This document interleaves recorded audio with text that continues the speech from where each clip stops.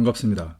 닥터 스테판 6회 북미 대결전 6회입니다. 오늘은 예고한 대로 김정은 위원장이 기다린 트럼프의 임기 마지막 해입니다. 5회에 이어 바로 하려고 했다가 김여정 제1부부장의 중요한 담화가 나와 그걸 먼저 분석하느라 한 해 늦어졌습니다.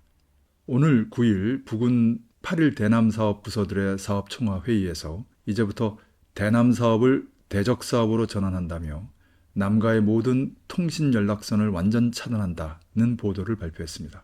이는 남북 공동연락사무소 폐쇄부터 시작한다는 6월 5일 통일전선부 대변인 담화의 내용보다 수위가 높은 결정인데요. 이후 북남 간의 군사적 충돌 가능성이 훨씬 높아졌음을 의미합니다. 2020년 1월 1일 7기 5차 당중앙 전원회의 보도에 나온 우리 인민이 당한 고통과 억제된 발전의 대가를 깨끗이 다 받아내기 위한 충격적인 실제 행동으로 넘어갈 것이라는 말이 떠오르는 상황입니다. 충격적인 실제 행동도 여러 단계가 있는데 그 가장 낮은 단계가 시작됐다는 걸 의미하고요. 가장 낮은 단계가 이 정도니 그 다음 단계나 가장 높은 단계는 어떻게 되겠습니까? 또 김정은 위원장의 사업 속도가 비상이 빠르다는 점을 주목할 필요가 있습니다. 집중 타격, 연속 타격, 명중 타격도 김정은 시대의 시대어인 만큼 6월에 북의 대남 공세가 마치 폭풍이 몰아치듯 전개될 걸로 보입니다. 폭풍도 이른바 역대급 대폭풍이 될 겁니다. 특히 작년 10월 북미 간 스톡홀름 실무회담이 무의로 끝나자 김명길 대사가 베이징에서 끔찍한 사변을 경고했고 김정은 위원장은 백두의 군마 행군을 한 후 거대한 사변이라고 언급했는데요. 곧 6월 25일입니다. 남측에선 6월 25일 하면 6.25 사변이 떠오르죠. 탈북자 단체가 전단살포를 예고한 날짜이기도 합니다. 즉 끔찍한 사변을 경고한 때부터 6.25를 염두에 둔 게 아닌가 할 정도의 상황이 조성되고 있음을 유의해야 합니다. 매우 비상한 6월입니다.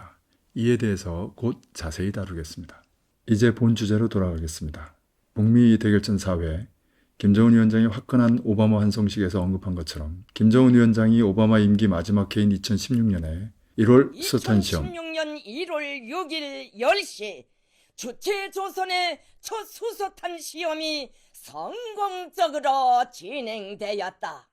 2월 극궤도 위성 발사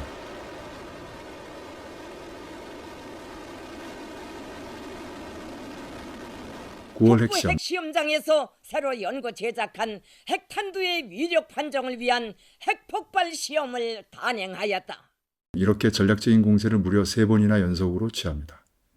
이는 2012년 오바마 당선 한 달 후인 12월에 극궤도 위성을 발사하고 이듬해 2월에 핵시험을 한 것과 쌍을 이루고 있는데요. 그만큼 김정은 위원장의 착상이 전략적이라는 걸 의미합니다. 그리고 이는 그 다음에 트럼프 정부를 정확히 겨냥하고 있습니다. 쉽게 말해 오바마처럼 전략적인 데니 뭐냐 하면 똑같이 취급하겠다는 명확한 메시지죠. 실제로 2017년 트럼프 임기 첫 해에 북미 간의 대결전은 오바마 임기 첫 1년간의 긴장도를 능가했습니다. 먼저 북이 그 유명한 3.18 혁명으로 대출력 엔진 개발에 성공했고요. 이를 장착한 중장거리 미사일들을 연속 발사했는데 그중 7월 4일, 7월 28일, 11월 29일이 중요합니다. 특히 11월 29일 때 발사한 화성 15형은 지구상 어디든 타격할 수 있는 걸로 외국 언론들까지 공인했습니다. 액체 연료를 쓰고도 이동식으로 발사하고 불과 2단으로 이런 타격 범위를 보장한다는 건 놀라운 일이죠. 이뿐이 아닙니다. 북은 9월 초 역시 그 유명한 대륙간 탄도 유도탄 장착용 소형 수소탄 시험에 완전 성공했다는 보도를 발표하는데요. 그러자 트럼프가 유엔 총회 연설에서 세상에 악명 높은 완전 파괴 협박을 합니다. 이에 김정은 위원장도 사상 초유의 국무위원장 성명을 발표하며 트럼프가 생각하는 그 이상의 결과를 보게 될 것이라고 응수합니다. 이때 트럼프를 지칭한 늑다리의 영어 표현으로 섹스피어 작품에 나오는 구호 total을 사용해 미국 네티즌들의 관심을 불러일으켰던 일이 있습니다. 이미 민심을 잃은 트럼프기에 먼 일만 생기면 조롱의 대상이 되는 건 인과응보 사필 규정이겠죠. 그러나 10월 초 당간부 인사에서 김여정 제1부부장이 당중앙위 정치국 후보위원으로 현송월이 당중앙위 후보위원으로 선거됐다는 점을 놓치지 말아야 합니다.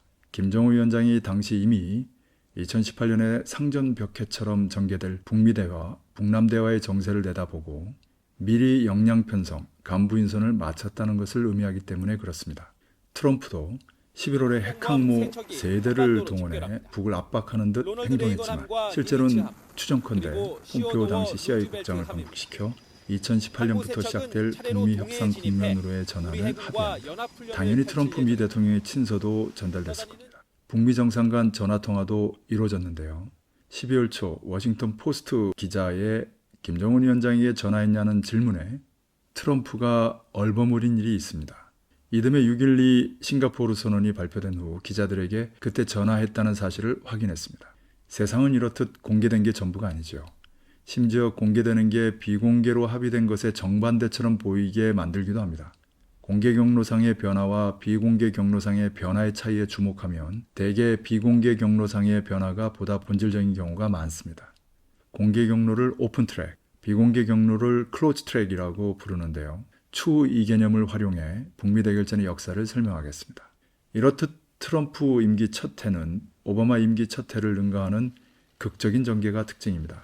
그렇게 해서 전략적 인내의 오바마와 달리 2018년에서 2019년까지 두 차례의 북미 정상회담이 개최되고 한 차례의 북미 정상회동이 이루어졌습니다. 2018년 6월 12일 싱가포르 회담은 합의에 성공했고요.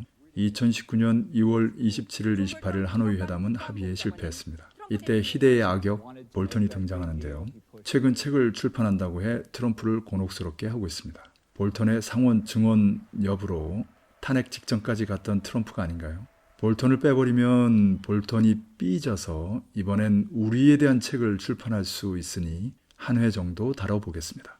여기서 꼭 하나 짚고 넘어가야 하는 건 오바마의 전략적 인내가 트럼프의 북미 정상회담 개최와 결코 무관하지 않다는 사실입니다. 흥미로운 건 공화당의 비주류인 트럼프가 민주당의 주류 정책을 구현하고 있다는 겁니다. 가령 파월 연준 의장에게 금리 인하를 압박한다든지 대담한 경기부양책을 쓴다든지 말입니다.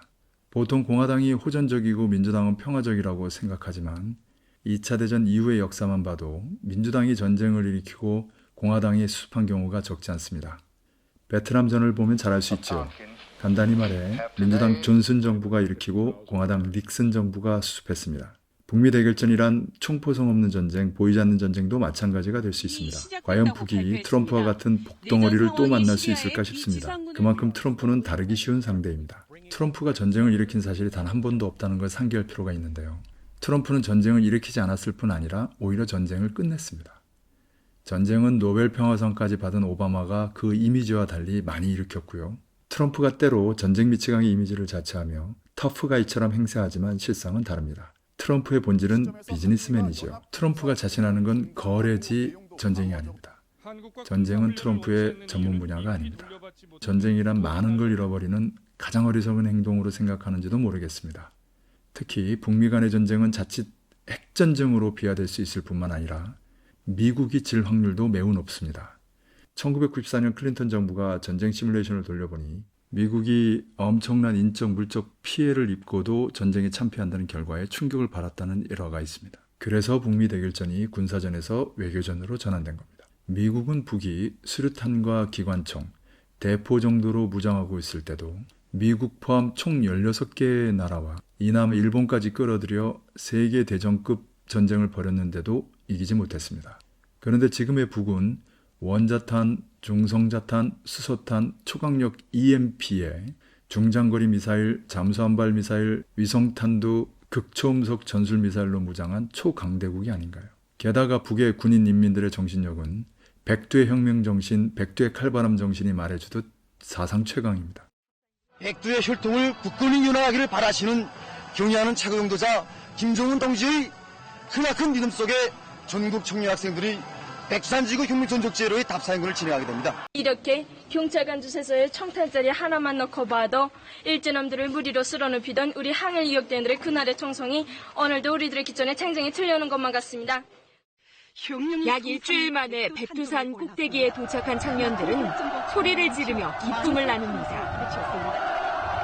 오늘 좋게 운명의 송산 백두산에 오르고 보니까 우리 경의하는 청년동자 김정은 동지께서 우리 새세대 청년들이 왜 백두의 혁명정신으로 튼튼히 무장하고 백두의 칼바람을 맞아봐야 한다고 하셨는지 그 순간 뜻을 가슴 뜨겁게 새겨안게 이런 북을 상대로 전쟁을 벌이는 건 트럼프에게 너무나 무모하게 느껴질 겁니다. 더욱이 지금은 트럼프의 임기 마지막 해고 대선이 불과 5개월도 안 남았습니다. 또 코비드19로 미국민들이 크게 지쳐 있고요. 실업자들이 폭증하고 부도기업이 속출합니다. 미국 경제를 호황으로 견인한 셰일가스는 최악의 불황에 곧 부도 사태가 이어질 겁니다. 여기에 플로이드 살인 사건으로 미국민의 분열상이 극에 달해 있네요. 나토의 한 축인 유럽도 코비드-19든 재정 부채든 사회 분열이든 난리인 건 마찬가지고요.